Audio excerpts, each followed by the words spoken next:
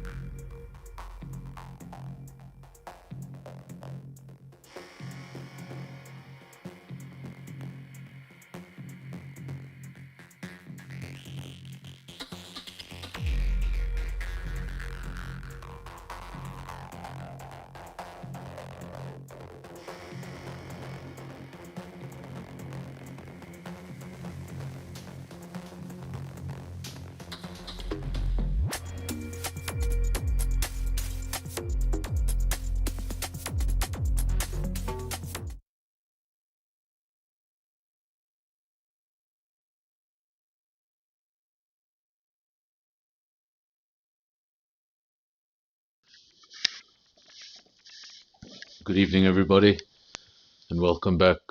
Welcome back to NFR. And tonight, welcome back to DRS. It's Thursday night.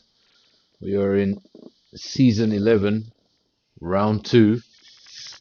And we find ourselves in Jeddah. Started the intro a little earlier than usual, and that's because we're going to get going pretty quickly. Remember, tonight is a sprint race. So we will be having a one-shot qualifying session. That means each driver is going to get one and only one opportunity to get around this circuit and set the best lap that he can. There will be no out lap, there will be no in lap. So the AI will simply hand you control and you get one shot at it. We're going to have the sprint race, and then we're going to have another one-shot quali, it appears, and then that will set the grid for the feature race. There we go.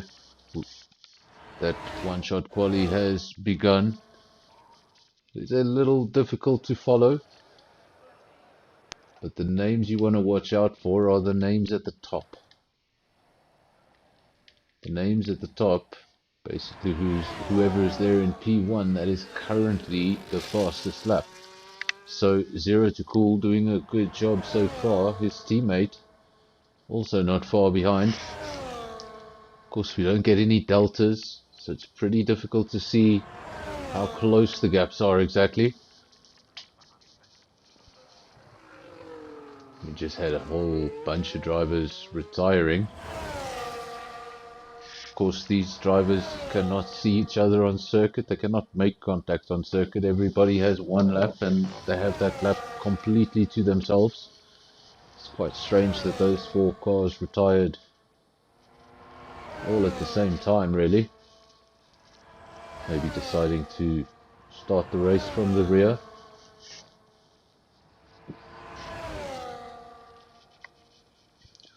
Zero to Cool. Stole the name on top of the leaderboard.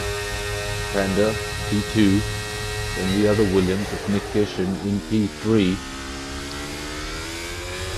Famous in the comment section not so long ago, now he's full focus in P4. See, there we go, there are your lap times. And they disappeared as quickly as they appeared. So we're going to have to wait for those official results so we can read them out. Fancy Panda did take pole position for the sprint race. There are your results. It's going to be Panda P1, and then Zero to Cool, Shane, Nick Gishin, Dan Ritfeld, Rubus, J-Boy, Boinkies, Kev.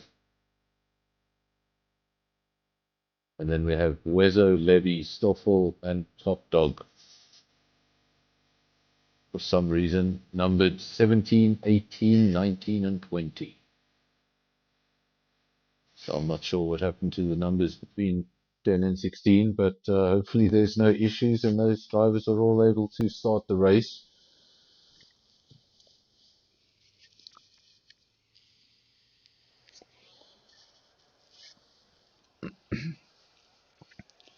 Now we look down the empty pit lane as all the cars are on the grid to the left. Those drivers will be doing final preparations for the race. Obviously not a lot you can change in terms of setup. It's really about what tyre do you intend to start on, because that tyre is going to take you right to the end of the sprint race. So you might want to take a fast tyre to make up time, but you need to take into consideration that that tyre is not going to feel very good towards the end.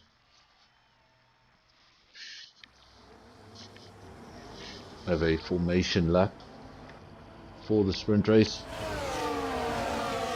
so everybody can get their tyres up to temperature, get their brakes up to temperature, have one last look at the circuit.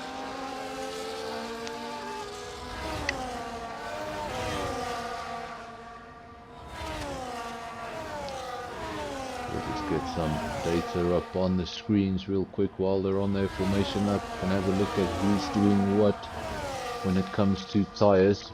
Of course, sprint race, there is no mandatory stop, there is no need to use 2 compounds, so these drivers, as long as they don't have any incidents, will not be visiting the pits.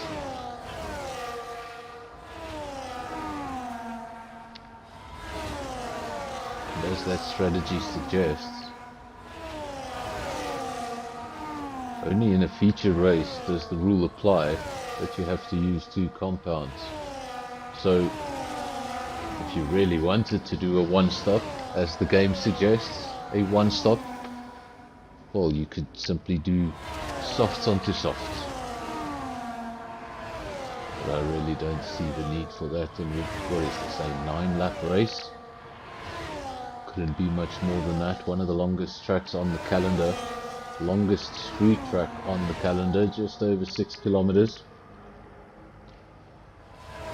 Still a kilometer shorter than the famous Spa-Francorchamps.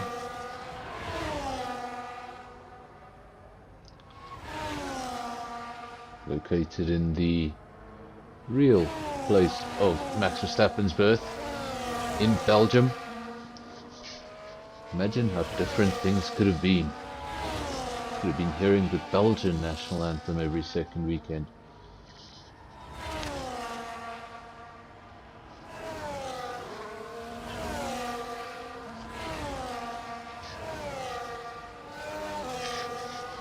Cars now lining up on the grid. Panda is going to go from the front, and look, he's gone for the soft compound, so I think he's going to get a fantastic start off the line. Let's just try and get a better camera angle than that. Let's have a look from P3. We'll start with Shane. Let's see what kind of traction these guys get all around him. I think that leader's going to pull off. He's got a set of softs. And we wait, and off we go. Do we get a better camera angle? There we go, better camera angle. The Haas will lead the way into turn 1, and he's followed by more Ferrari power, because Ferrari comes up into P2. That's Shane. Then we've got the pair of Williams, Ziltku and Nick Bisham, P3 and 4. Dan Ritfeld, P5. Then the second of the two drivers on the soft compound. I was going to say he was in P6, but he's moved up to P5. That's Curbis in the Aston Martin. Then we have the two Kick Salvers, 6 and 7. That's Wezo and J-Boy. Boinky's P8. I believe that's the last of the points paying positions in the sprint race. Then we have Stoffel, Levy, Dan Ritfeld, Kevin, Top Dog.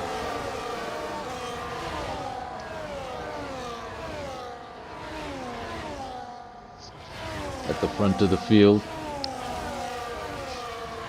we have Panda.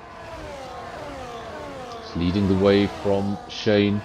What will be crucial for Panda in this next stint of the race is that he needs to pull away. He needs to shake off that Ferrari so he can get best use of those soft tyres, because there will be no pit stops in this race, and those softs will fall off before the mediums. Obviously the strategy is to build some sort of a gap, some sort of a cushion, that when those softs do inevitably fall off, Shane and the rest of the medium runners would be too far behind to capitalize. But at the moment he just can't shake off the Ferrari, and it's got a lot to do with the nature of this circuit. There's so many DRS zones, they're powerful DRS zones, and if you can just constantly stay within that second, you make it incredibly difficult for the driver ahead to break that DRS. Williams now in P3 and 4. Quibus 5. Salvers still running line astern, 6 and 7. Boinkies now up into the points in P8, followed by Stoffel, Levy, Top Dog rather. Top Gun is not here. That's another lead.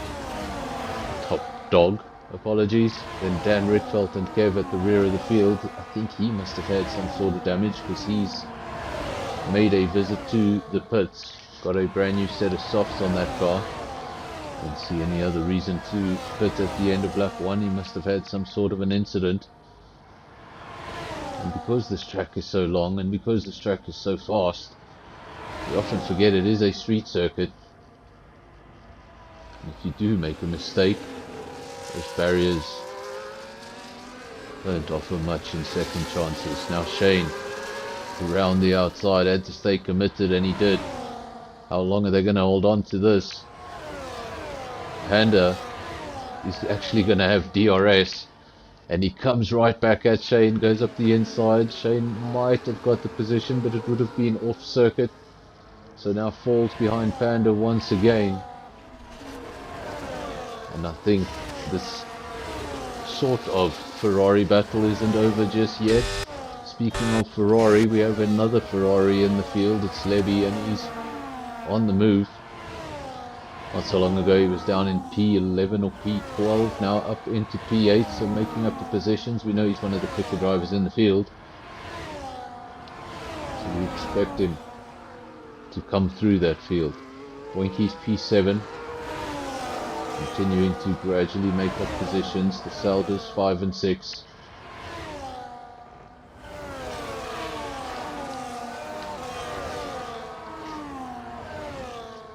Now, if anybody knows, if anyone's in contact with the driver, let me know. Zero to Cool, he's also made a pit stop. He's come out on a brand new set of softs. We have a caution flashing, and hopefully that's all it is, but we do have a retirement. Kev is the first retirement of the evening. Luckily that caution doesn't appear to be anything more. It's disappeared from our screens, but it could have very well triggered a safety car. Could have changed the complexity of this race, with it being just a 9-lap race. If you spend 3 of those laps behind the safety car, the race becomes very different. Shane now leads the way, gets past on that main straight, round the outside into turn 1. Now he's on the medium. It's going to be his chance to try and shake off the opposition. Panda wasn't able to do that. Wezo found his way up to P3. With a queue forming behind him. Nick Gishin P4, Purvis P5, J-Boy P6. Lots of changes in the midfield. And we've got a better camera angle. Nope, that's all we get. Dan Ritfeld. That is bad news. Dan Ritfeld has left the session. Or is it? It's a DNF. It's a DNF. Got a caution flashing on our screens. And we wait for any sort of notification. And there we go, it's disappeared. So Shane leads the way. Panda P2, that gap now crucially bigger than it's ever been before. It's 1.4 seconds, which means the Ferrari has broken DRS. Panda's going to have his hands full to come back at him. He still has those softs. They shouldn't be too bad at this stage. I wonder if he's taking the best out of them. Now Wezo defending P3. All he can. Gets the car sideways on the exit. Ooh, and we've got an Aston Martin crashing in the background. That might be a safety car. We hold our breath. That was a big one. Left the car in the middle of the circuit. But for now, just a caution. And I'm starting to think the safety car is off. That was an impressive shunt. And still no safety car on lap 5 of 9. Shane leads from Panda. Then Nick Gishin has made up the position on Wezo. Saw Wezo just going sideways there on the exit of the corner, and we knew it was going to be a traction battle between him and Nick Gishin, but we got distracted by the Aston Martin flying into the wall. So we've had 3 retirements, 10 drivers remain. Quibus, Dan Ritfeld and Kev are your 3 DNF culprits. Of course they will get another opportunity in the feature race. Remember, we will follow that same qualifying format for the feature race. So in some of the other leagues we broadcast, the sprint race determines the grid for the feature race. Not at DRS. We're going to have a sprint race, and then we're going to have another one-shot quali to determine the grid for that feature race. This is Nick Gishin. He was able to make up the position on Wezo, but he hasn't been able to get much further. Wezo is holding on to the back of that car, 0.3 of a second, going to look to utilize DRS and take that position back, but he's not going to be close enough this time around and just tucks in behind the Williams.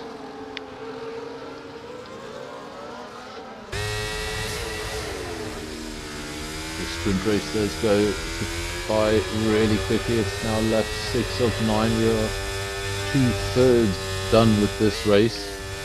Shane leads the way from Panda, and now that gap has really opened up.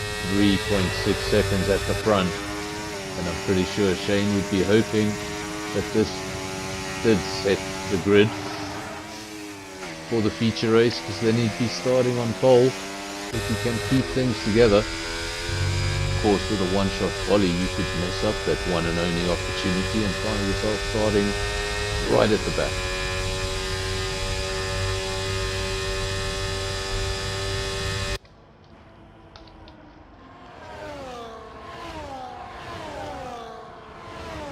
Some helicopter shots of the Ferrari here in Jeddah going around. Look at that, it's a real marina.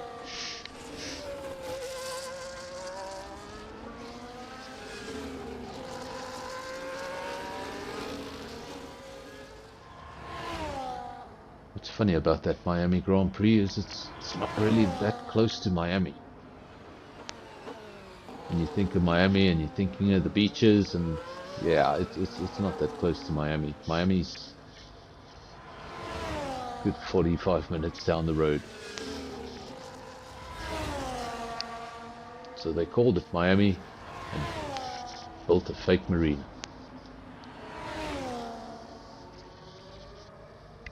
4.6 seconds now, the gap at the front, so the gap continues to grow. Panda in P2, but seems to be a comfortable P2 with just 2 laps remaining, 2.5 seconds. Further back is Nick Gishin in P3. Top Dog has picked up a 3-second time penalty for multiple warnings, and as we say that, we saw Wezo getting out of shape earlier on in the race, and that allowed Nick Gishin through. This time Nick Gishin is the one that gets the car all squirmy on the exit, and that allows Wezo to simply fly past. His lap 7 of 9. Time is ticking down. And with the nature of this circuit, with the length of these DRS zones, wonder if you would rather be on the gearbox of your opponent going into those DRS zones for one final time, or if you'd like to be leading with all those cars trying to make up positions. One more time. Wezo, remember he got through when Nick made that little mistake. Nick has regained momentum, and that is the power of DRS. Really didn't look like it was any sort of battle. It's just no chance once that rear wing opens and the length of these straights. There's really nothing you can do to defend. Shane out front, 5.9 seconds. It's actually just crossed the 6-second barrier. Wezo picks up a 3-second time penalty, and that could be crucial. It will be crucial. That could drop him down all the way down to P6. So that will sting a little. He'll be thinking I'm fighting for a podium. And now he'll be looking at the gaps behind him and trying to figure out where he's going to finish. That's going to be P6, I believe. Good battle here still for P3. Nick Gishin, Wezo, his teammate J-Boy. Even Boinky's there in the background, but I think he's going to be a little too far behind. But any sort of mistake from the Williams out front here, and we could still see a lot of switching there in the midfield. Now Wezo once more, this time pulls alongside early on the straight, and he actually gave his teammate DRS, gave his teammate slipstream, it appeared, and I think that's worked out perfectly, has it? Yes, it has. Very well done. Not just the one overtake on Nick Gishin, overtook Nick Gishin and assisted his teammate in doing the same thing. So Wezo and J-Boy make up a position each into 3 and 4, and it's been a great sprint race so far for that Sauber team. Will Nick Gishin be able to come back at least at one of those Saubers? Wezo seems to have driven off into the distance, so don't think he's going to be able to do too much about Wezo, but he can still do something about J-Boy and retake 4th place. Remember, Wezo does have a penalty. I wonder if this is the second Sauber just trying to maybe back up the field a little, or he's just really struggling.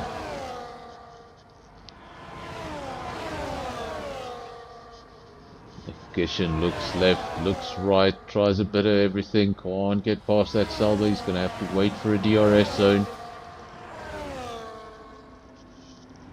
Up front, Shane on his own, 8.2 seconds, followed by Panda. Panda having a lonely race at the moment, then Wezo, but he's got a penalty. Shane has crossed the line to take victory in the sprint race. Panda will follow shortly, there he is. Good job by Wezo on track, but unfortunately the timesheets will not reflect that. He got a 3-second time penalty in the latter stages of the race, and that's dropped him all the way down to P6. just await those final official results. 0 to cool. Coming through in P9, I believe that's just outside the points, just the top 8 taking points in the sprint race. And obviously for the feature race we're back to normal format of the top 10.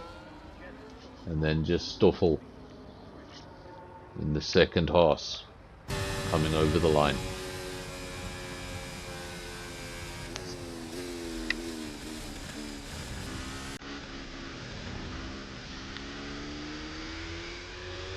Driver of the day, at least for the sprint race, goes to Shane.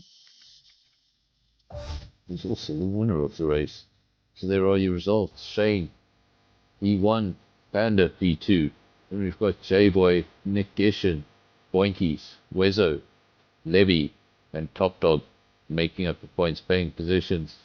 There are no points on the night, 0 to Pool and Stoffel, and retirements from Purvis, Dan Redfeld, and Kev.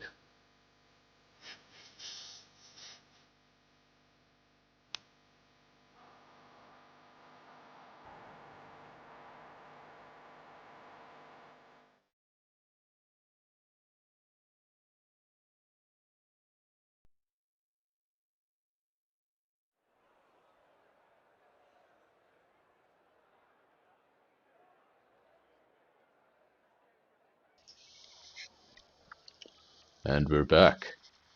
We're back for the feature race. Remember, we're going to do the same thing we did last time around. We're going to go straight into a one-shot quali.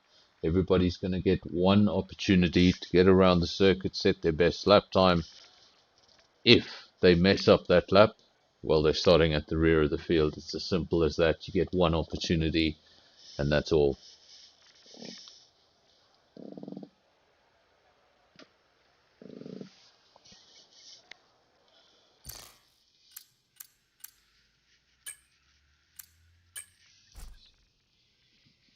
So apologies for some incorrect information to the viewers. Seems like we're starting a new lobby. We're going to do a custom grid according to the finishing order in that sprint race. So we will be having a feature race grid set by the sprint race. We won't be having a second one-shot quali. So now we're just going to wait for an invite from the new lobby, and we will be back underway shortly.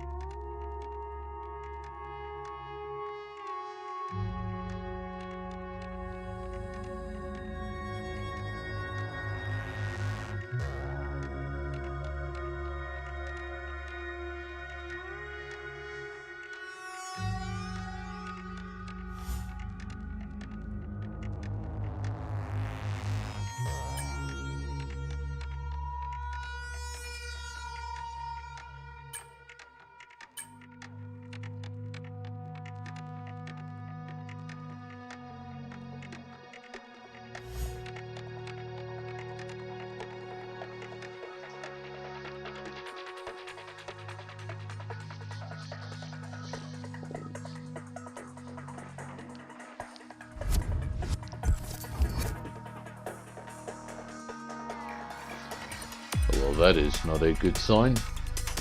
Let's try and fix this.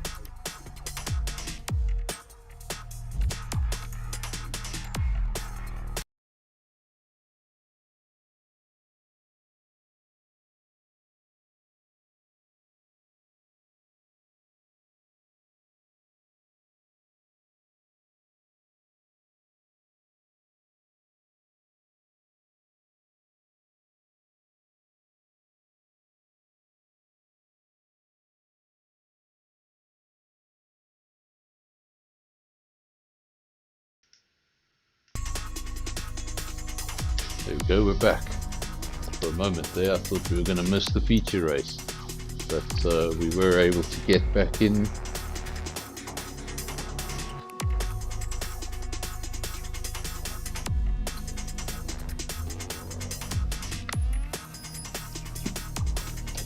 Of course, if you've just joined us, we've just finished our sprint race.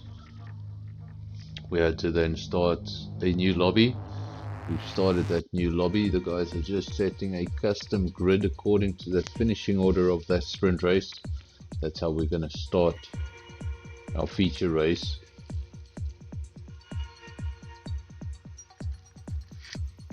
Had 13 runners in the sprint. We'll probably have 13 runners in the feature unless anybody was able to squeeze in.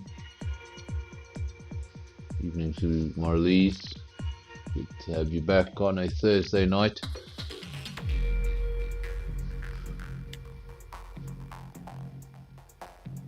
And we're just about to get ready for the main event of the evening. Of course, the sprint race, the winner takes home just the 8 points.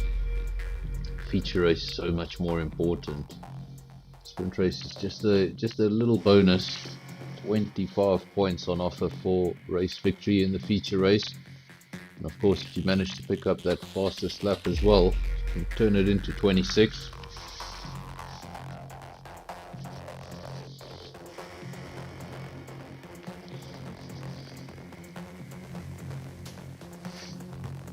But the perfect evening would have to be you win the race, you set the fastest lap, your teammate finishes in P2, and I believe that's a total of 44 points.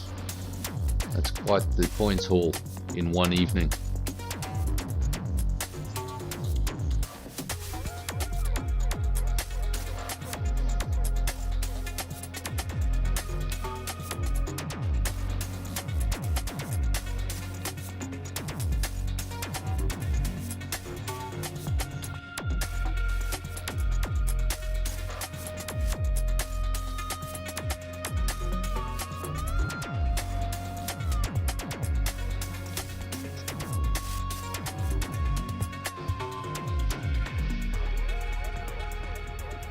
Or at least they might be here, I'm not sure. The comment section is relatively quiet this evening, but we do have a few viewers in here.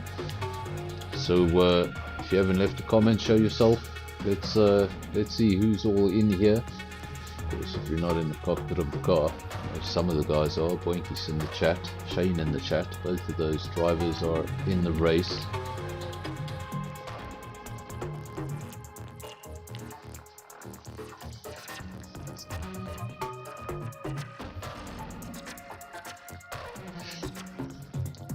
Drivers now starting to ready up. We do have 13 in the lobby. Of course, we had 13 in the sprint, so I presume this is the full field.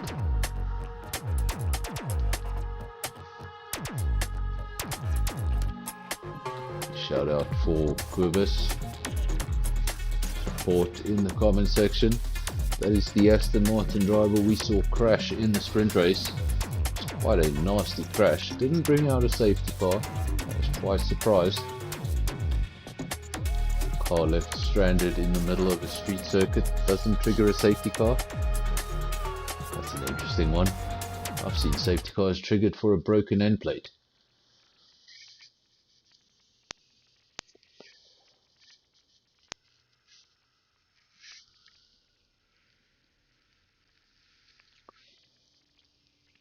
Of course, now remember the order that sprint race finished is the way we're going to start. So Shane is going to start from the front row in P1. Alongside him in P2 is going to be Panda.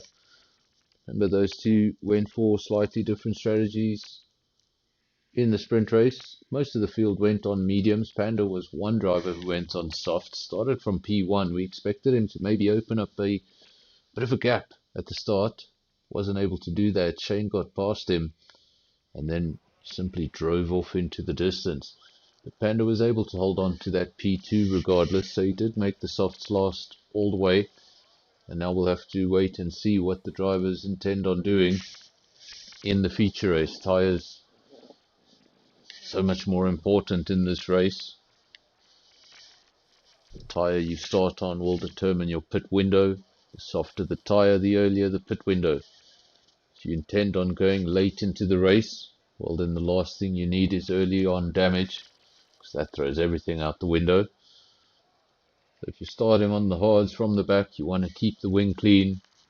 If you're at the front, you're probably going to be on the mediums or the softs.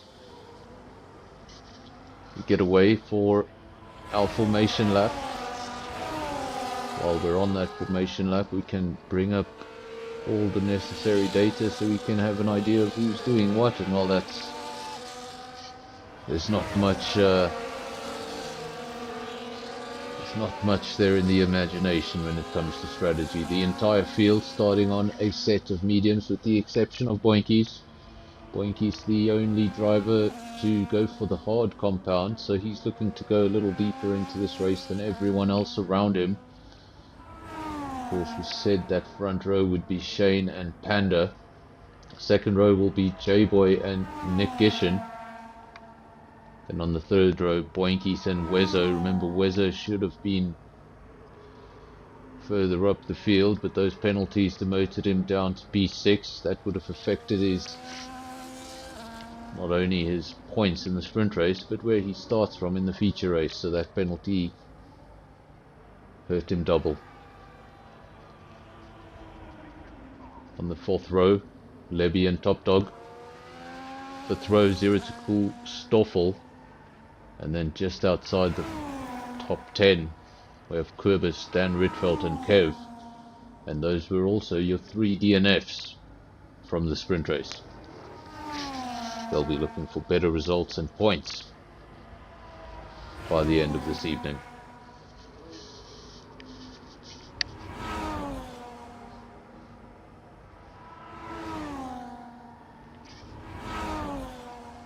Of course, if you didn't know, we do get started a little earlier these days on DRS.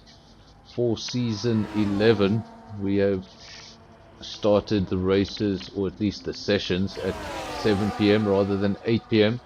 So keep that in mind when you want to watch the Thursday night race. If you join us at 8, well, you've missed most of it. You've missed most of the good stuff.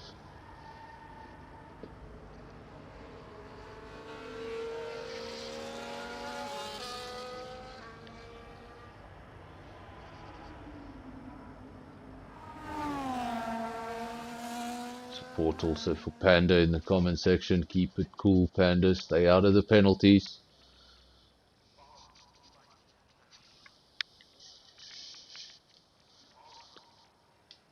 Wait for the red lights. 3 of them, 4 of them, 5 of them. They're all going to disappear and we're going to be on our way. Salva P3, Haas P2, Ferrari P1. They head off into turn 1, and will that order stay the same? It doesn't appear it will. Nick Gishin picks up a position early on in the race, goes up into P3, wants to get on with it. Then the 2 Salvas scrapping it out between each other. They were side by side for P4 and 5. Boinkies, he's in P6. Then Top Dog, he's made up a few positions. He's up into P7, Stoffel P8, Zero to Cool P9, Kurbis in P10. Already made up a position early on in the race. A 1 stop or a 2 stop is the game suggestion. Don't always believe those strategies very much. It suggested a 1 stop in the sprint race. Shane leads the way. The gap is 1 second. Panda in P2. Those top 2 are the same order we saw in the sprint race, but it's not going to be for much longer, or is it? Because Nick Gishin finds himself in a podium position, and he's all over the back of the Haas.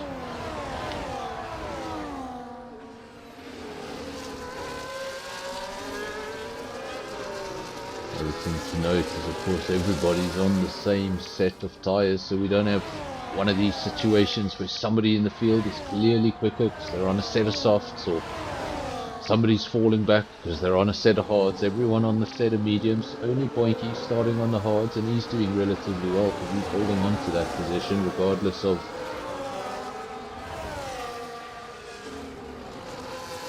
what should be his tyre handicap at this stage. Of course, those mediums will fall off, and those hards will be the better tyre, but that is a very long way from now. We're only on lap 2 of 25.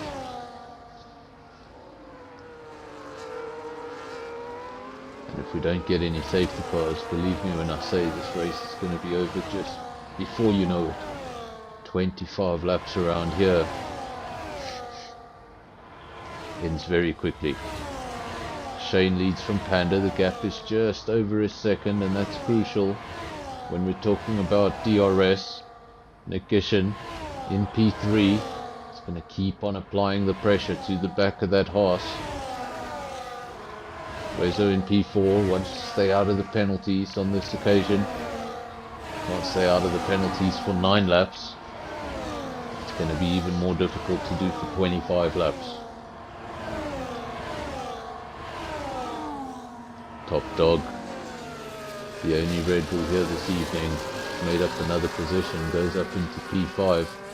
Will it be a Verstappen drive or will it be a Perez drive? That remains to be seen. He's currently in P5.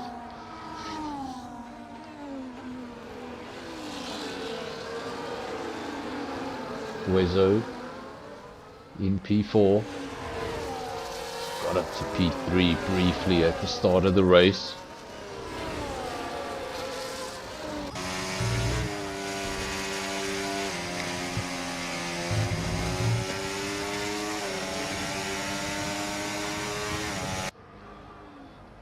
Pun just saying, yeah, no, Shane looking good in the Ferrari. Well, if it's a real Ferrari, then he should be worried about his pit window. Shane leading the way, 1.3 seconds. Again, that DRS, so crucial. Can keep it out of that 1 second range, and Nick Gishin looked really aggressive at the start. Looked like he was going to try and get past the horse as quickly as possible. Well, he's been behind the horse for a while. Hasn't been able to get past just yet. Of course, these drivers will be managing their batteries, and so tempting to just put that battery on and leave it on when you're defending, but once it hits 0, become quite defenseless. Lots of support for Shane in the comment section. Shane now still leads the way from Panda, but did he make a mistake? He must have made a mistake somewhere, because he's lost a considerable amount of time. That gap was 1.1 seconds just outside of DRS. Briefly went down to 0.8. Wonder if he just made a mistake. Has got back to that 1 second barrier, but we saw it slip. That could have just been an error from the leader. Top Dog in P5, we saw him making up positions earlier on in the race. Now he's trying to shake off the likes of Boinky. So, and we've seen the crash. We've seen the crash, not of the evening, but the crash of the week. That, well, was good racing until it all ended. Lebby, who's this? This is Kev. Kev comes straight into the pits, and safety car is gonna change everything. We didn't get a safety car in that sprint race, even when it looked like we should have. That accident was definitely safety car worthy, and we've got one. First safety car of the evening, lap 4 of 25. And this should be the first time this evening the drivers start to maybe rethink their strategy. It's only 4 laps into the race, so I think a lot of drivers may stay out, hold on to track position. Of course, they wanted to do a lot more with this set of mediums. Give them up on lap 3. What exactly would you come in and put on? A set of hards? But Shane stays out, and I think the rest of the field will usually respond to what the leader does. If you see the leader dive into the pits, you're going to see a lot more cars diving into the pits. But generally, if you see everyone around you holding on to track position, you know what it's going to mean. You come into the pits, you come out at the back. if you had a safety car a little later on, round about lap 10, I assure you that would be a very busy pit lane.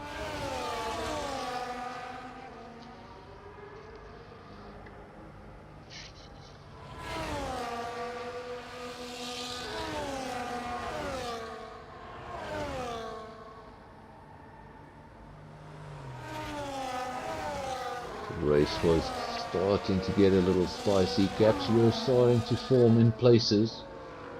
And now a safety car has come out to neutralize everything, close up all the gaps. If anybody was missing an end plate or a wing, they've got a free opportunity to come and get that changed and join the back of the queue, minimize the damage.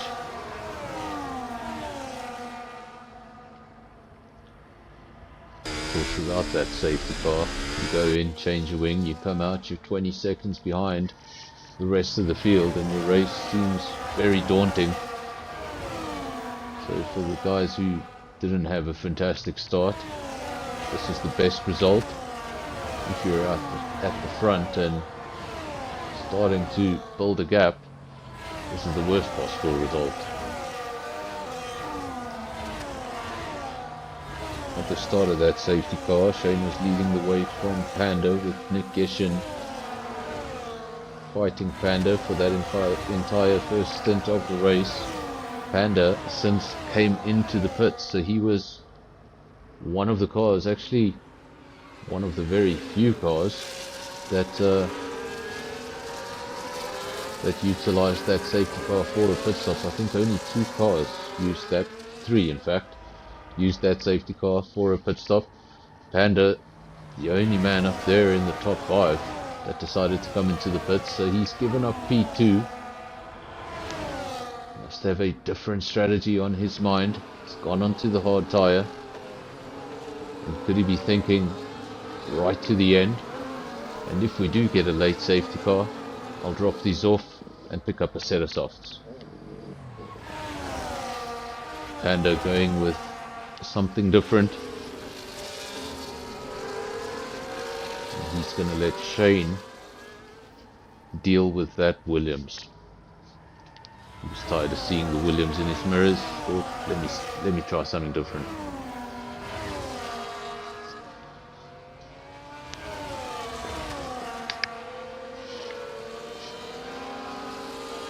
I wish I could tell you what round it was, what race it was. I believe it was definitely a DRS race. I just can't tell you what round it was. It was last season, sometime early last season. We had a race where, I can't remember the order, but Shane and Nick Gishin, they started on the front row alongside each other, and then basically had a DRS battle between the 2 of them for the entirety of the race. And when they crossed the checkered flag, they were separated by 0.05 of a second. So the 2 names at the front, expect good racing. That is, of course, if they're able to drop off those kick salvers just behind them. The game just give us a replay? I don't think I've ever seen that. Interesting.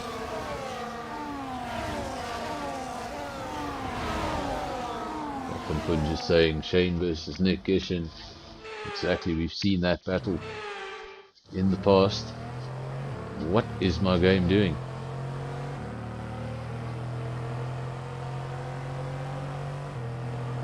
It looks like my game is trying to show us highlights, but it's actually just flipping between scenes.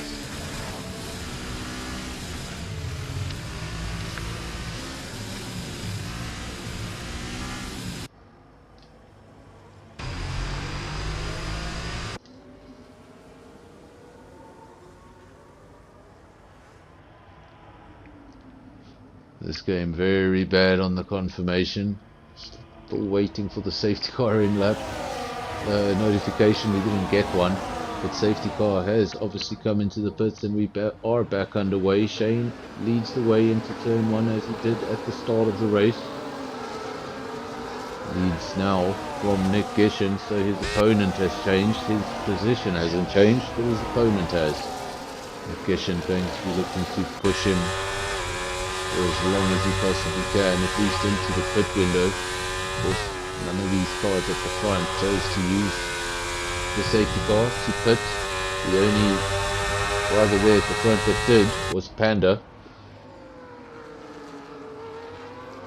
Ampun looking to make a comeback.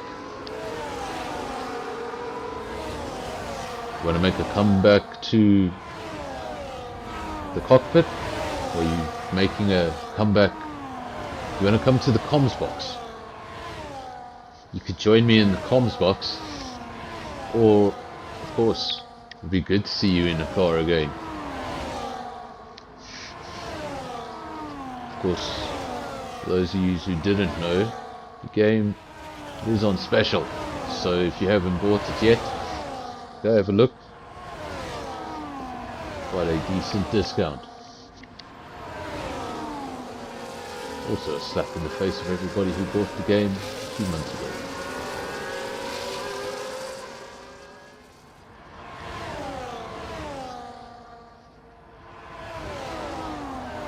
Shane leads the way from Nick Gishin.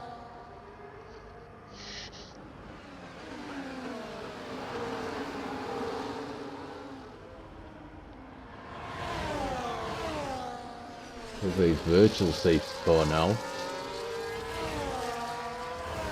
Hopefully that's all it is, because just the other day, actually we've had it on 2 occasions here on F124 that it says virtual safety car, and that's not what it is. It's a full safety car, but I don't see any evidence of a safety car out on track, so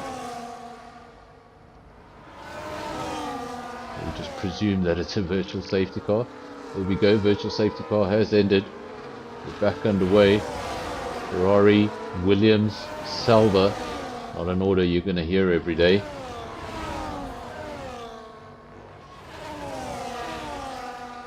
Shane leads, Nick second, Wezo third, Boinky's a little further back in P4, J-Boy P5, and then we have an Alpine of Dan Ritfeldt with a bit of a queue forming behind him. We have Querbus P7, Panda P8, that's the man that pit from the front.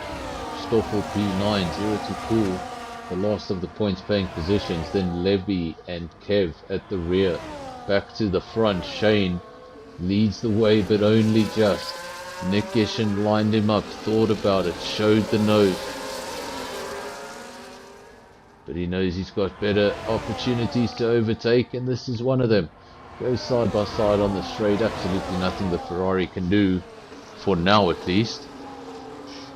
Because now the tables will turn completely. Now Shane will be the one with DRS. He's going to be able to come back at that Williams. If the pace we've seen this evening continues, we've got a second safety car. We have a second safety car, and now surely these leaders are going to have to come into the pits. Nick Gishin, Shane, Wezo, Boinkies. Maybe not Boinkies, he's on the hard, but I'm almost certain all of these cars will come into the pits, and that could promote Panda, the first man to pit, into the lead of this race.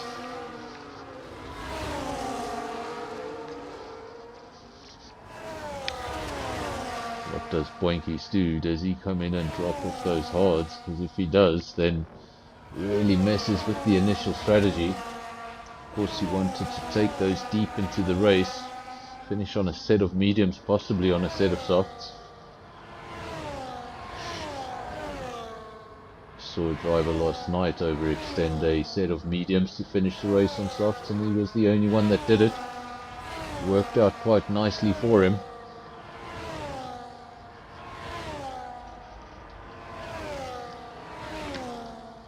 Another thing sometimes forget to mention is every time there's a safety car, if you're expecting a certain life out of a certain set of tires, every time you have a safety car, that life should go up by a lap or two, because you're not driving around at racing speed. And as predicted, Nick Gishin dives into the pits, as does Shane just behind him. Boinkies did decide to hold on to track position. We said he had those hards and he wanted to take them deeper into the race. Interestingly enough, Wezo on the mediums he did not utilize that pit stop, that safety car rather. So he's going to be in a vulnerable position at the restart, because it's going to be Wezo and Quibus, P1 and 3 on 10 lap old mediums, Boinkies on 10 lap old hards in the middle in P2, and then everybody else on a fresher set of tires. Crucially, the drivers at the back, and probably the drivers we're looking at for race victory, 8, 9, 10, 11, all of those drivers made a pit stop at the same time. That's Nick Gishens, Shane, J-Boy and Dan Ritfeldt. They're going to have a very different stint to this race, because all of these guys are out of sync ahead of them. Some of them have pit under the first safety car, some haven't pit at all. Some are on hard, some are on medium, so they're going to have to make some overtakes to get to the front.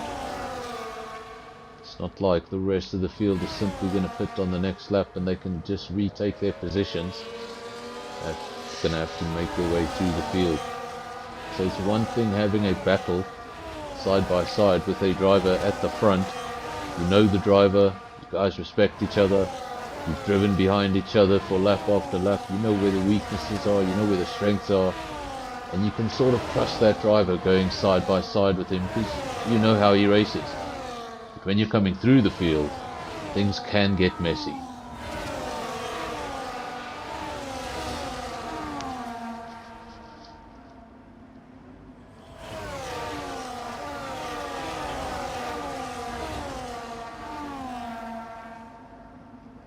Obviously, to drive at the front, you need a lot of speed. Of course, you need a lot of talent. But I'm almost more convinced that the drivers in the midfield, they're even more talented. They just don't have the speed. Because of the sort of action you see in the midfield is always so much more chaotic than probably anything you're going to see at the front.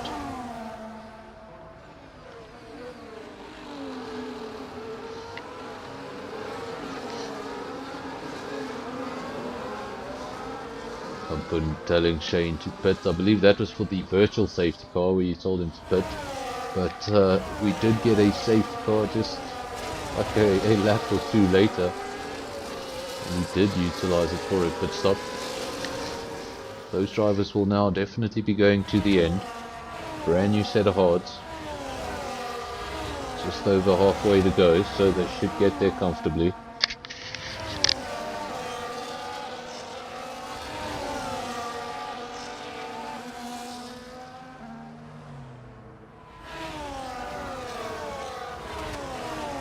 While we're under safety car, just a warning to the drivers.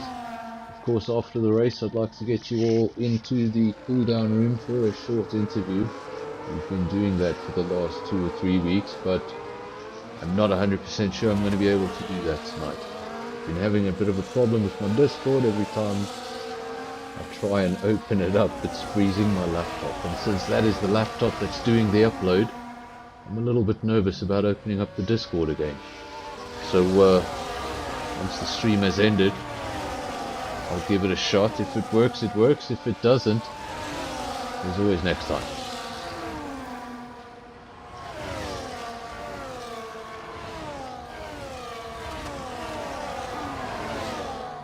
At the front of the field, it's a man who took a very different strategy to the cars around him. I wonder if he's... I wonder what's going through his mind in the cockpit of the car. Is he regretting that decision? Maybe he should have come in with everybody else around him, got a set of hards on the car. He would have been there with Nick, Shane, J-Boy and Dan Ritfeldt, but instead chose to stay out on circuit on an aging set of mediums and just trying something different.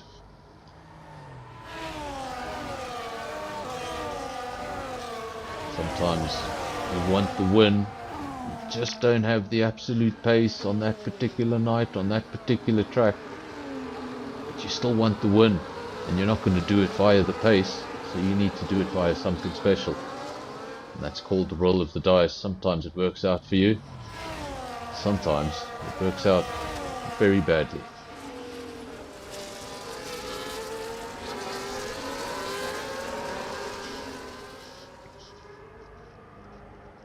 course, we've got quite a few viewers, we've got very few likes. So if you're watching and if you enjoy the content you see, of course leave a like on the video. If you haven't subscribed, please do. We've got 125 subscribers in the last 7 days. That was quite the shock.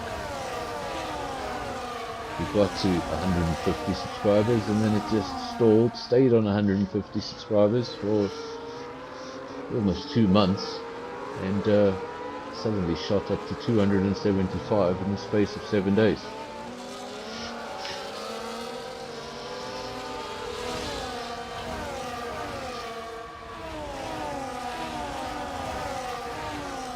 Of course, lots of content on the channel for you to watch. We do have playlists of all the races we've commentated on this channel across the various leagues. Playlists by the season, so if you're looking for a particular race in a particular season, you should be able to find it. Of course, we also have started uploading non-league related F1 content. It's been rather popular.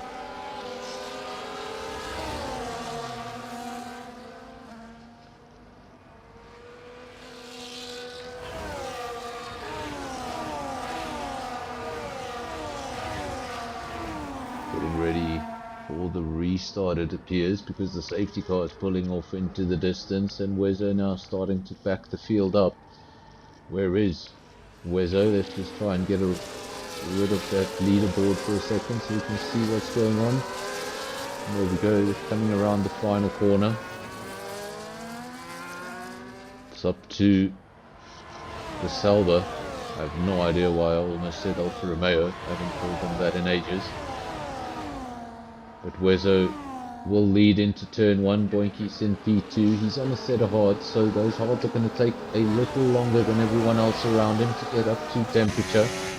The guys on the mediums around him are going to have the immediate advantage for now.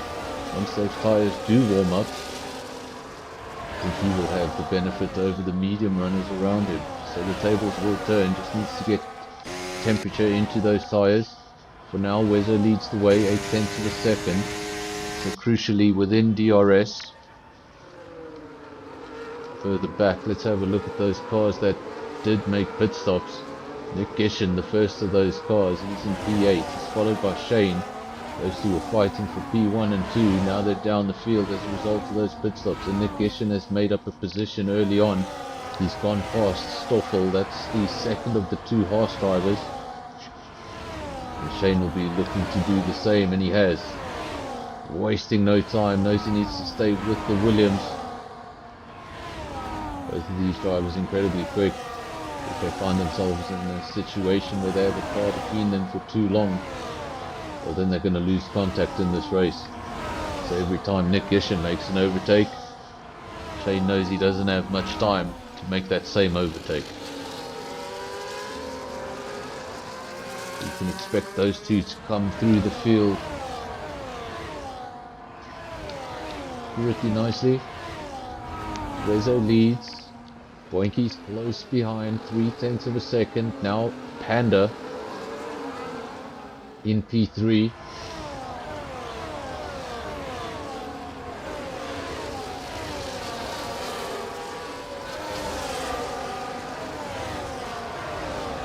Now the lead Williams. His teammate was the lead Williams for an awfully long time. Now he's the lead Williams. Here it's Cool in P4. Rivers P5. Those are 10 lap old mediums, so I think he's definitely 14 lap old mediums rather. So he's definitely going to have to pit again. Or rather, I think those are the tyres he started on, so of course he has to pit again. He hasn't pit at all. Wezo, 0.8, 0.9, wants to get it over the 1 second mark. Get a cushion to Boinky's. Of course, there's a double whammy, especially in a situation like this.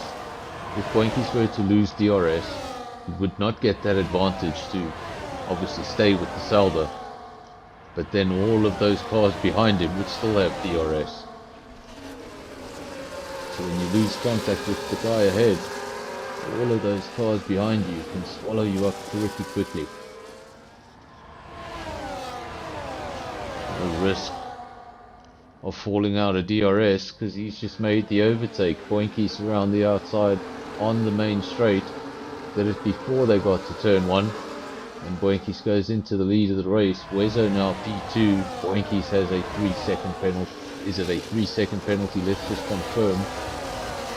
That is not a 3-second penalty, folks. That is quite the penalty. So we didn't see that earlier on. We must have missed it. Maybe it was under safety. It wasn't under safety car because he hasn't pit. Boinky's has picked up a 10-second penalty somewhere. If anybody saw it on the stream, if I missed it, let me know in the comment section. What was that for? We have seen 10-second penalties for speeding in the pit lane. Maybe it had something to do with an overtake under safety car. Honestly, I don't know, but that is a pretty hefty penalty to have. So he is in the lead of the race, but in the back of his mind, he'll know he's hardly in the top 10.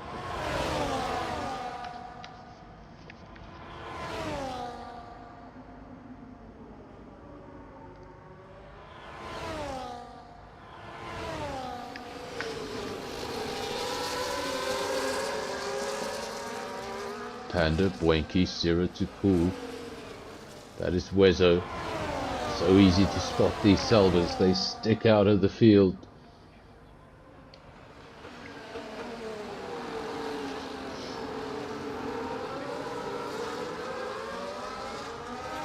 Shane now picks up a penalty.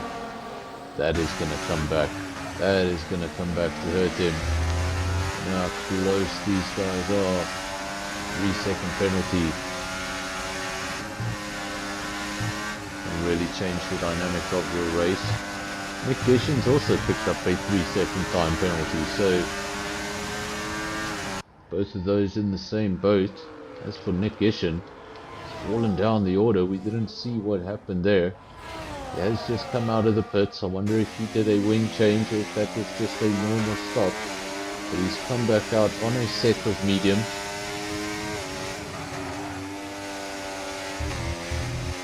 Yes, he has a set of mediums for Nick Gishin, but he's at the rear of the field. He's got the pace. He should be able to make up some positions. He's going to have a fresh set of mediums. He's going to have the fastest tyres on the circuit with the exception of Stoffel, who's on a brand new set of softs. But he's down in P12. And really, these guys will be hoping and praying for one final late safety car that will bring them right back into this race. As for Panda, he doesn't want to hear the word safety car. Just wants to get on with it. Panda from Boinky's. 0 to Pool P3.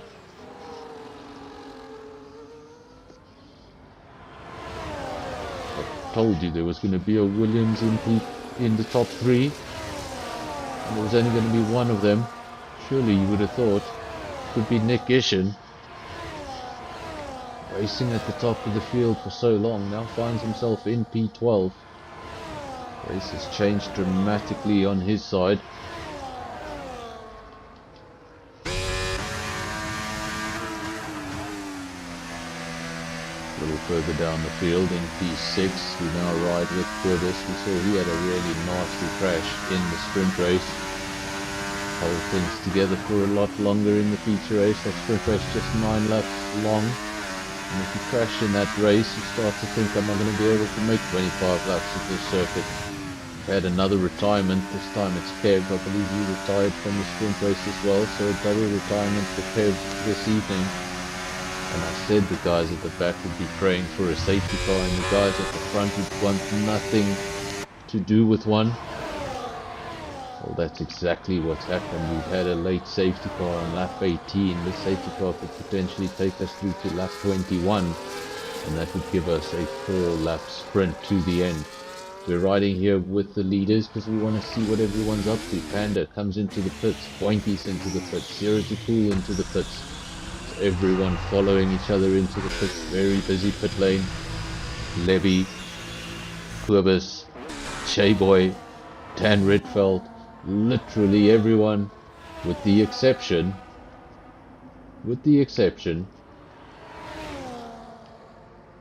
where is Nick Gishin? Of course, he's got relatively new tyres, so he wouldn't come into the pits, but I think he was too far behind to make up any positions on that.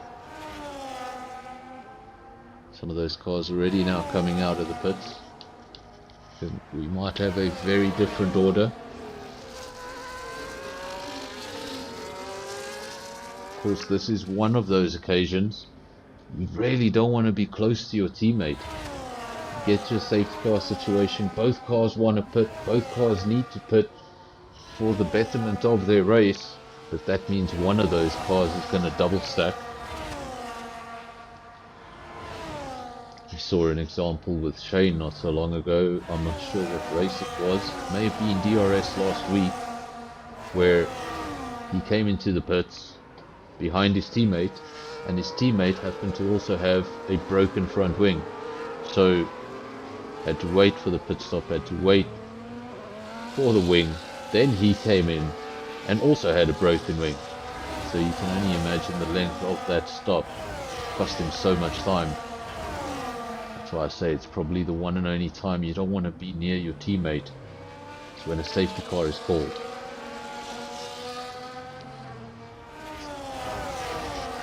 You guys can let me know in the comments section, but on F123, I don't know if you can call it a glitch, but basically if you pit on the same lap as your teammate, you didn't necessarily need to double stack. In fact, you didn't even need to see your teammate in the pits.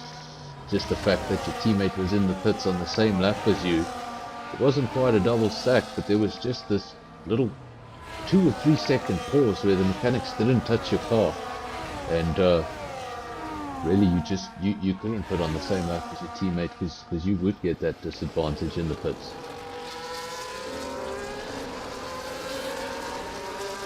We now have 6 laps to go. Some of those laps are unfortunately not going to be at racing speed. We have a short push to the end. It's going to be a frantic restart because everyone in the field, and that is not an exaggeration, literally everyone in the field has a brand new set of soft tires. Those are going to be very quick tires with just 5 laps, so you don't need to worry about tire management. Just need to throw those cars into the corners, basically do 5 quali laps, or the closest you can get to 5 quali laps. That's what it's all about. There's no tire management and hopefully no fuel management for any of these guys. I wish my game would stop jumping between screens.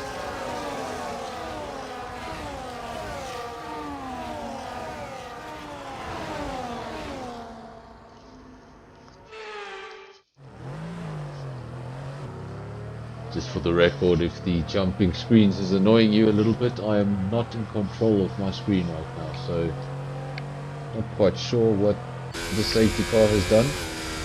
Something has definitely changed.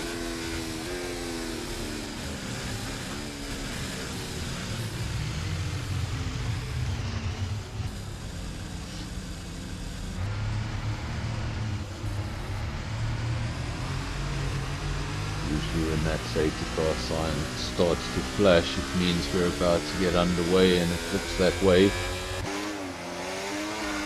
Safety car, where is the safety car? The safety car is gone.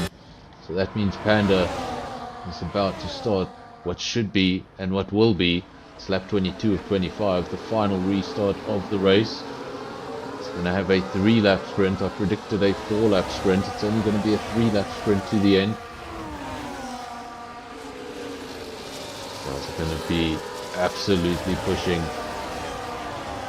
Don't get a situation like this very often where you can just lean on the tyres and give them absolutely everything with a few laps to go. Usually you're nursing your tyres at this stage, trying to get them over the line, occasionally looking at their tyre wear, seeing how much you can get out of them, but now you don't have to worry about that. You just need to worry about making up positions and not losing any.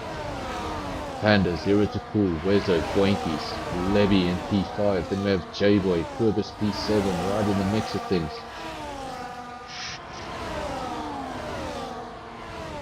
Another thing that can happen when you have a situation like this, just 2 or 3 laps to the end of the race and everybody's pushing, well, that's when you can have serious retirements because everybody's on the absolute limit.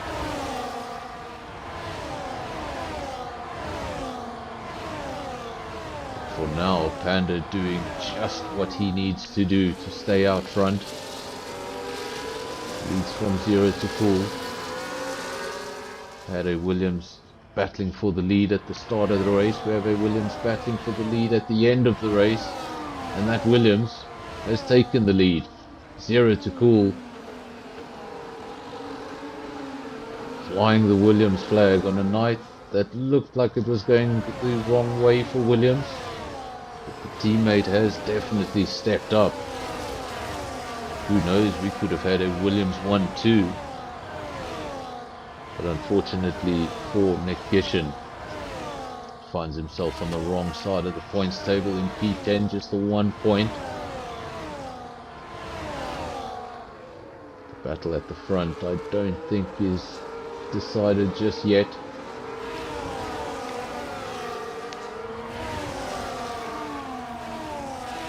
Very caution flashing, but we are officially in the safety car safe zone. What is the safety car safe zone? The safety car needs 3 laps, so if we have less than 3 laps in a race, we can have no safety car. So it's the only point in the race where that caution doesn't strike fear into me. 0 to Cool, 2/10 of a second, just 2/10 of a second, 1.5 tenths for the lead. Panda thought about it. I wonder if he just wants to stay behind that Williams a little longer.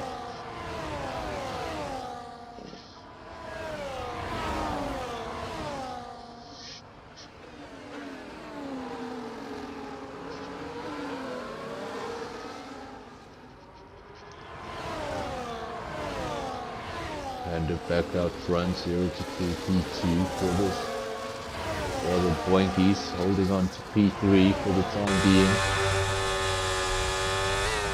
The Wezo had a pretty good sprint race, but then those penalties came out at the end, sent him all the way back to P6, so he does have a potential podium in him. It's all about can he catch Boinkies, and there's going to be no drivers getting any sort of tyre advantage at this stage because everyone's on the same set of tyres. So it's going to come down to racing craft and speed and nothing else. Panda, 0 to Cool, Boinkies, Wezo, Leby, that is your top 5. Kurbis has made up a position. He was in P7, he's now up into P6. Don't know if he's going to be able to make up more positions than that because he's 2.5 seconds adrift from the next driver. The next driver is Leby in P5. And that's actually close to a DRS train for the lead. The top 5 are in a DRS train for the lead. At the front of that queue, in a very vulnerable position, is Panda. I think he's going to get passed into turn 1 on the last lap. Yes, he is, but that means he's going to have DRS around this circuit on the final lap. Just needs to stay as close as he can to that Williams, and there should be no way for 0 to Cool to defend. But if he's able to open up a gap, doesn't necessarily need to break DRS, just needs to open up a gap big enough that Panda can't utilize that DRS to make an overtake. 0 to Cool from Panda, Boinkies P3.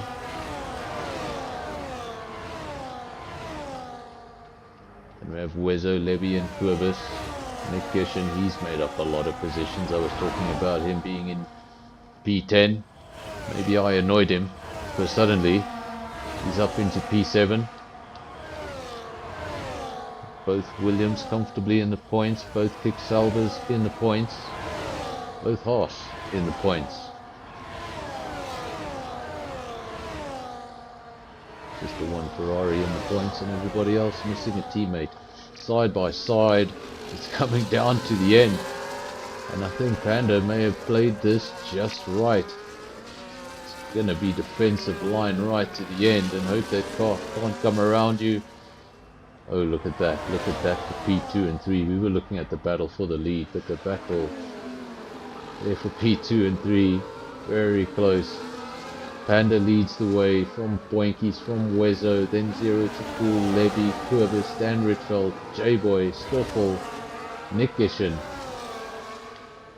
And then we just wait for Shane. This field's still relatively close together because we had such a late safety car. Shane must have got damage after that safety car because he's obviously visited the pits. That's why he's 30 seconds adrift from the rest of the field.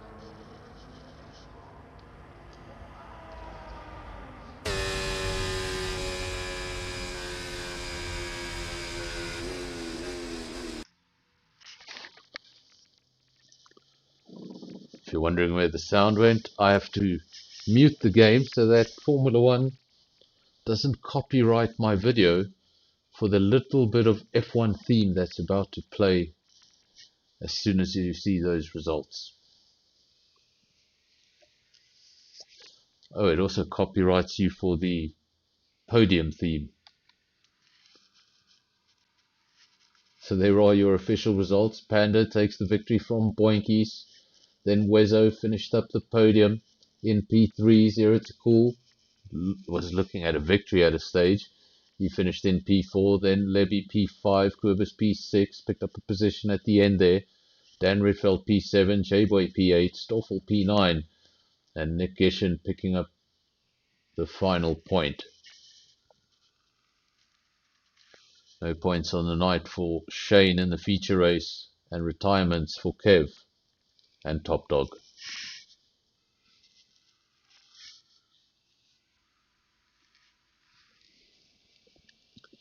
Top 3 drivers are invited to the cool down room, but I just want to remind everybody on the stream, and if you're listening, my Discord was giving me serious issues about an hour ago, so I'm going to try and open it, and I'm going to hope it's not going to freeze my entire laptop. So if the stream ends pretty quickly, that's exactly what happened. I'm about to open my Discord.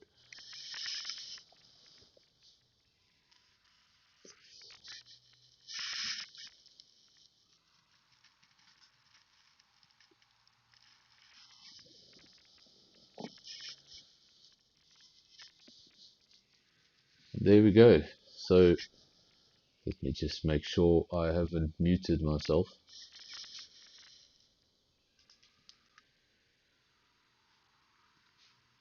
Okay, I haven't muted myself, but I've muted the Discord. So let's unmute the Discord and let's get these guys into the comms box. Actually, I have 4 drivers coming into the comms box. So we're going to bring them in all together. So I don't have to do all the questioning. They can also talk to each other about their race. Welcome everybody to the comms box. Can everybody hear me? I can hear you, Fernando. Yeah, we can hear you. Good stuff. Guys, another night, another great race. This time, full of safety cars. I didn't enjoy that. You didn't. Who was that? Boinkies. That's too many safety cars. Yo. Just one too many, and it always hurts when it comes out at the end there because, like, basically the field wasn't able to spread out. You know, every time the field started to think about spreading out, safety car pushed everybody back together, and then at the end there, it was quite frantic. Panda, you waited right to the end. It could have worked out for you. It could have gone very badly, but you pulled it off there.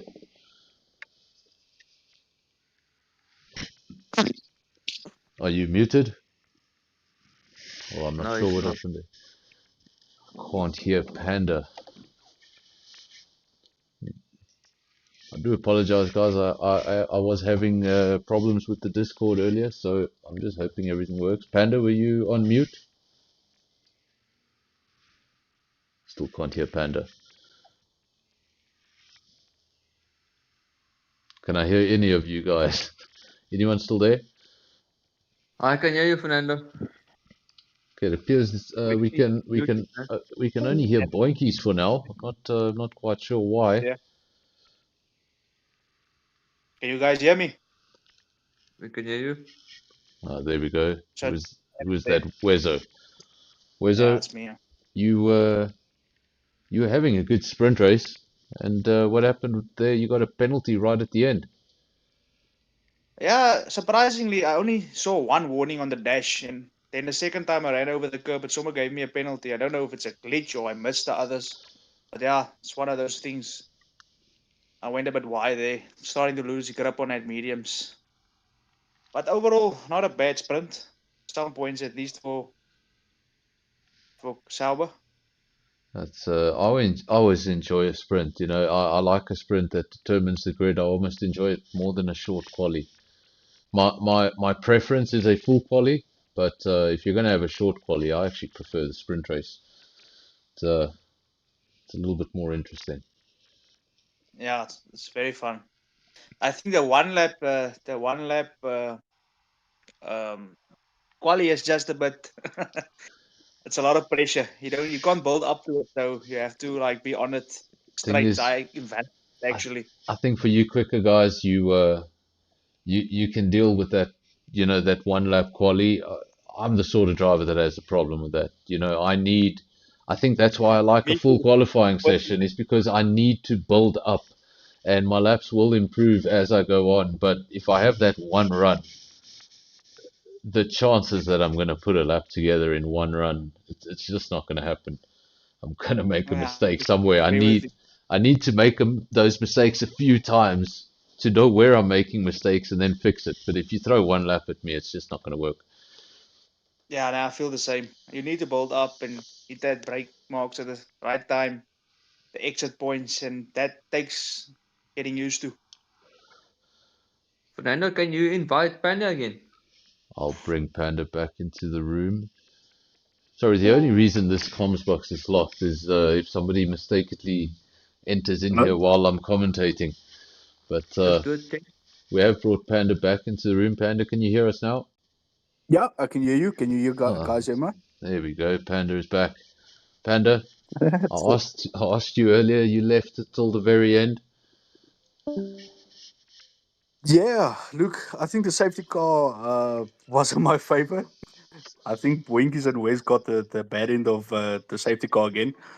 But yeah, it worked out. It was a goodish race. Too many safety cars, and I kind of messed up the settings with with the safety car broadcasting, so that's on me. But yeah, not a bad race. I must be honest. I don't mind it. I just didn't know what was going on, because basically every time the safety car came out, I lost the ability to switch through the cars. So Yeah, yeah, yeah, very much. I was in spectator mode, but I was watching a broadcast that I couldn't control. So it was quite entertaining to see F1 try and show important things that were happening, but they really weren't. They were just switching from car to car. Yeah, apologies for that, man. No, not at all. It was entertaining. So Panda, when do you guys all race again? How many of you guys are racing tomorrow night in JPR? And, I don't think any of us. I think except Dan. Dan maybe races at JPR. Doesn't seem like anybody's racing at JPR. I'm the only one racing at JPR. Well, I'll be a lap behind at JPR tomorrow night. I actually, somebody requested, you know, you should promote JPR on your channel, and I said, well, how would I do that? I don't commentate on JPR. And they said, no, you should broadcast your your your point of view on your Right, race. right. And I was like, there's no way. I comment on these guys, I critique their driving. There's no way I'm letting them see how I drive. So because they're going to be like, this is the guy that says I'm a bad racer. Well, also, ooh, we had briefly Dan Ritfeld. I tried to bring him into the comments box, and he suddenly disappeared. So we almost got Dan Fine. Ritfeld in here. of course, Yeah. I enjoy getting the top three and the driver of the day. But if anybody else would like to join, have a chat after the race, there's nothing wrong with that. You just join the cool down room, and I'll bring you in. You might start fights, Fernando. Let's not do that. Oh no, if people come and fight in the comms box, they're not going to be here that long. But Yeah. no, I don't. I don't think. I think in all the comms I've ever done, I had one co-commentator that once swore in the comms box, and yeah, we didn't commentate again. But he was Yeah. Irish, and it was to be expected. So, Exactly. Yeah. guys, what more can I say? It was a great race. I think it was maybe one too many safety cars. Um, I personally like the safety car at the end from a commentator's perspective because it just, the racing makes the racing that much closer. It ups the stakes, and the guys aren't able to just, I know I've got the speed. I'm going to put this strategy. I'm going to win the race. Safety car comes out. Doesn't matter if you're the fastest man on track. There's a very good chance you're not going to win the race regardless of your speed. So safety car just adds a bit of interest. But I think Yeah, tonight definitely. was one too I many. think safety cars equalizes the field. I think it's almost like wet weather racing. You can have your strat, but obviously if the safety car comes out, then obviously basically the race changes to anyone's race win. So yeah, but I think we had a good battle in front. Obviously there was unfortunately some incidents that happened at the back. But yeah, we'll obviously try and improve for next week. We've brought Dan Ritfeld as well into the comms box. Dan Ritfeld, how was your sprint race? How was your feature race? How did you feel about your evening? Can you hear us? Are you muted? Don't think you can hear us. Yeah, I think he's got the same issue as me. But yeah, thanks, Fernando. I Well, well wanna done on thanks to everything, man. the top three. Thanks for the racing. Thanks for all the action. And I'm not so sure if I want to say thanks for all the safety cars. But yeah, Never. thanks guys. Thanks all the Yeah, viewers. And sorry, what's that? I'm Thanks saying for the the loss, safety Winkies at the end though. We were still on our first basically. compact, and that last one helped us to pit and get Thing it is, off did Panda the did safety you position. did Panda put a lap before the safety car? Am I mistaken? Yeah, I think it was maybe 3 laps before the safety car. Because I remember you pitted, and at some stage in the stream, I like clearly said Panda will be praying for a safety car, and the guys at the front will want nothing of it. And that's Yeah, look, I exactly think what I happened, put and you it. came to the front of the field. It So Yeah, I was put it fine. with the first safety car. And then obviously I took the hard. I think the virtual safety car we didn't put. And then obviously the last safety car or whatever, put it again for on the softs. that was a good race, and the safety cars, it just keeps you on your toes. You have to keep on rethinking your strategy. So we had a good race. Dan Ritfeld, unfortunately, we can't hear you. We'd like to have you in here next time round, but the stream's gone on long enough. I'm starting to sound raspy. And thanks to all the viewers, thanks to all the drivers. I'm going to end the stream. And That's it. until I see you on Sunday, cheers. That's it. All right. Cheers. Cheers, gents.